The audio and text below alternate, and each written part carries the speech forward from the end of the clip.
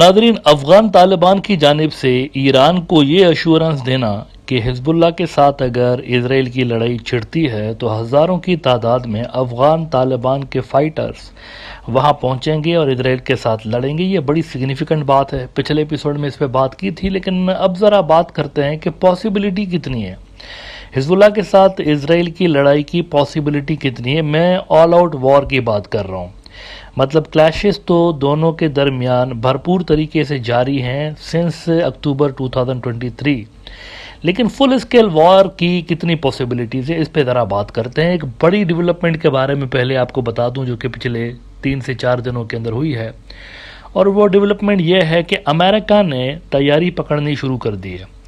America अपने जहाज़ जितने भी वहाँ पर उसके डिप्लॉयड हैं, बहुत ज़्यादा मिलिट्री रिसोर्सेज वो लेबनान और इसराइल के करीब लेकर आया है और तैयारी पकड़ रहा है लेबनान से अपने शहरियों को वापस लाने के हवाले से। यानी लेबनान में जो अमेरिकी सिटीजन्स हैं, बहुत सारे ऐसे लेबनान के शहरी हैं जो कि ड्यूअल सिटीजन्स भी हैं, तो उनको वहाँ से निकालने के लिए अमेरिका तैयारी कर रहा है। नाउ इसका साफ मतलब यही है कि एक रियल थ्रेट मौजूद है, भरपूर संभावनाएं मौजूद हैं कि दोनों के दरमियान, हिजबुल्लाह और इसराइल के दरमियान भी एक लड़ाई छिड़ सकती है। और इसराइल की जानिब से एक बिल्टअप वहाँ पर दिखने को आ रहा है, मिलिट्री बिल्टअप वहाँ पर। वो नॉर्थ के इलाकों में लेबनान के साथ जो बॉर्डर लगता है इसराइल का, वहाँ पे वो मिलिट्री की डिप्लॉयमेंट बढ़ाते जा रहे हैं। और ऐसे में अमेरिका की जानिब से ये जो इकदाम किया गया है कि अपने शहरियों को वहाँ से निकालने के लिए प्रिपरेशन कर रहे हैं, इसको देखकर यही लग रहा है कि मामलात शायद ऑल आउट वार की तरफ जा सकते हैं। एनबीसी न्यूज़ रिपोर्ट कर रहा है कि US readies to evacuate Americans from Lebanon if fighting between Israel and Hezbollah intensifies. US officials are increasingly concerned Israel is going to carry out air strikes and a possible ground offensive in Lebanon in the coming weeks। अच्छा देखें, यहाँ पर एक note करने वाली बात यह है कि नेतन्याहू के लिए बड़ा ज़रूरी है, उसकी हुकूमत के लिए, पावर में रहने के लिए ये बड़ा ज़रूरी है कि जंग चलती रहे। जंग ना सिर्फ चलती रहे बल्कि जंग मज़ीद शदीद होती जाए दिन ब दिन, ये ज़रूरी है बड़ा उसके लिए। और यही पैटर्न हमने गज़ा की जो कॉन्फ्लिक्ट है उसके अंदर भी देखा है। तो पॉसिबिलिटीज़ हैं कि इक़्तिदार में इन रहने के लिए नेतन्याहू शायद ये वाला फ्रंट भी खोल दे।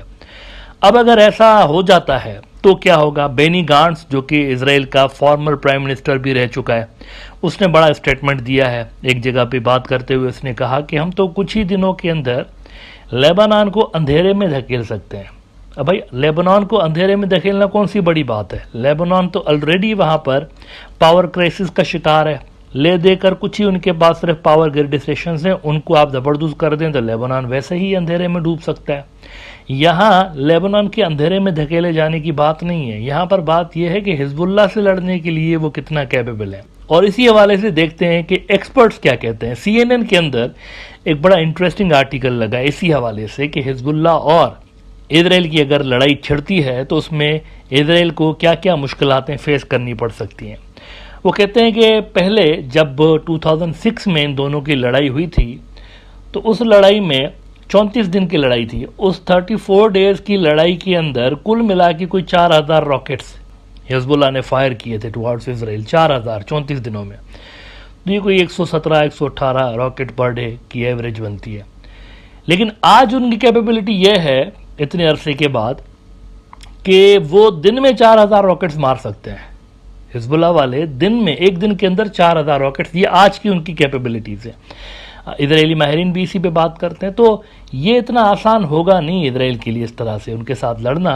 और ऑन टॉप ऑफ दैट ये जो एक्सटर्नल फैक्टर्स हैं, जैसे कि मैंने पिछले एपिसोड में बात की, अफ़गान तालिबान से मुज़ाकरात हो रहे हैं ईरान के इस हवाले से कि वो अपने फ़ाइटर्स भेजें, और हो सकता है कि एक्सिस ऑफ रेजिस्टेंस के अंदर अफ़गान तालिबान ऑफिशियली ज्वाइन भी कर लें। और इसके साथ साथ हूथी, तो बाकी के जो ग्रुप्स हैं वो भी ज़ाहिर सी बात है इस जंग के अंदर आ जाएंगे। तो ये इतना आसान होगा नहीं वैसे इसराइल के लिए।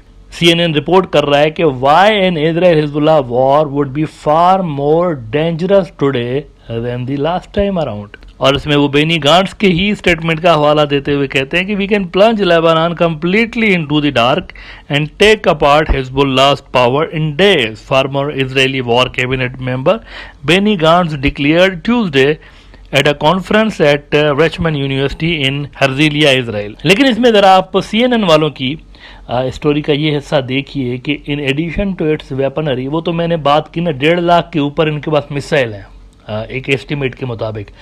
तो इनके बारे में CNN वालों ने बात की है कि वो 3 से 4,000 रॉकेट्स मार सकते हैं और मिसाइल दिन में मार सकते हैं।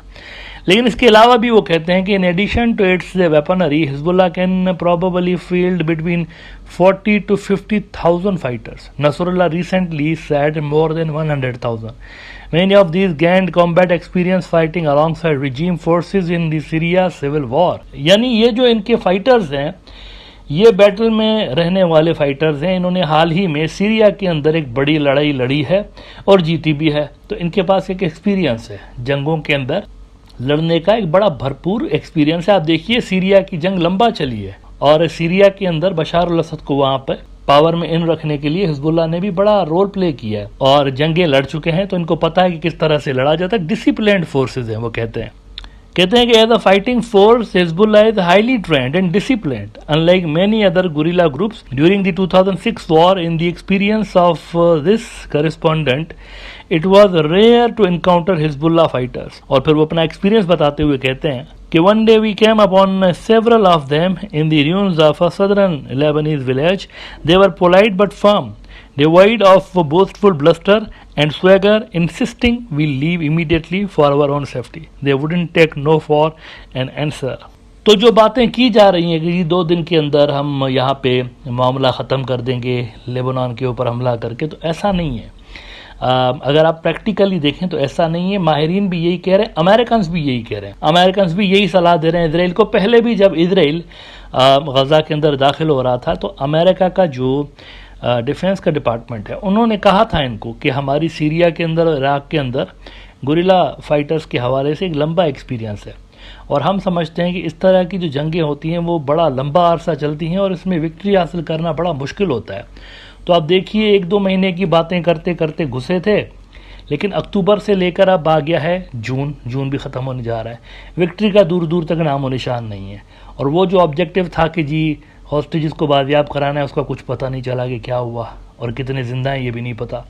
अच्छा, इन तमाम सवालात से बड़ा सवाल ये है कि इसराइल को लड़ने के लिए अगेन अमेरिका की ही हेल्प चाहिए होगी, जैसे इस वक्त उसको अमेरिका की हेल्प चाहिए होती है। बल्कि ये देखिए कि इंटेलिजेंस तक वो अमेरिका से मांग रहे हैं। इससे बड़ी नाकामी क्या हो सकती है कि गज़ा के चारों तरफ से वो इतने अरसे से लेके ब्लॉक करके बैठे हैं। समुंदर ऊपर जो है वहाँ पर भी ये बैठे हुए हैं, इनकी मर्जी के बिना कोई कश्ती नहीं आ सकती।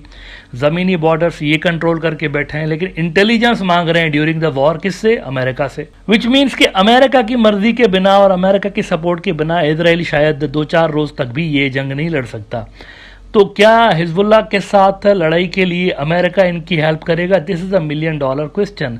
और ऑन टॉप ऑफ दैट जब वहाँ गवर्नमेंट चेंज होने के चांसेस हैं, ट्रंप साहब की और बाइडेन की कल डिबेट हुई है और उस डिबेट में ट्रंप लिटरली स्लैम्ड बाइडेन। मतलब वो बेचारा बौखला गया, आवाज़ नहीं निकल रही थी बाइडेन की। उसके मुंह से बात कुछ कर रहा था, निकल कुछ और रहा था। और अब तो लग यूं रहा है कि शायद बाइडेन की जगह पे उसकी जो पार्टी है वो शायद किसी और कैंडिडेट कोई ना फील्ड कर दे। ऐसा भी हो सकता है, इसके भी चांसेस हैं। बिल्कुल वो एज फैक्टर है ना, 81 ईयर्स का है, तो शायद वो याददाश्त का चक्कर है और वो एज फैक्टर का चक्कर है, तो वो ठीक से बात भी नहीं कर पा रहा। तो चांसेस यही है कि ट्रंप आएगा वहाँ पे। तो ट्रंप आएगा तो उसकी क्या पॉलिसीज़ होंगी ये भी देखने वाली बात होगी। मोस्ट प्रोबेबली वैसी ही पॉलिसीज़ होंगी जैसी बाइडेन की है गज़ा वॉर के हवाले से। लेकिन क्या वो इस हद तक जाएगा कि हिजबुल्लाह के लिए ऑल आउट सपोर्ट कर दे इसराइल की? ये सबसे बड़ा फैक्टर है। और इस जंग की जो ड्यूरेशन है वो इस फैक्टर पर डिपेंड करती है कि अमेरिका कहाँ तक जाकर तो इसराइल की हेल्प कर सकता है।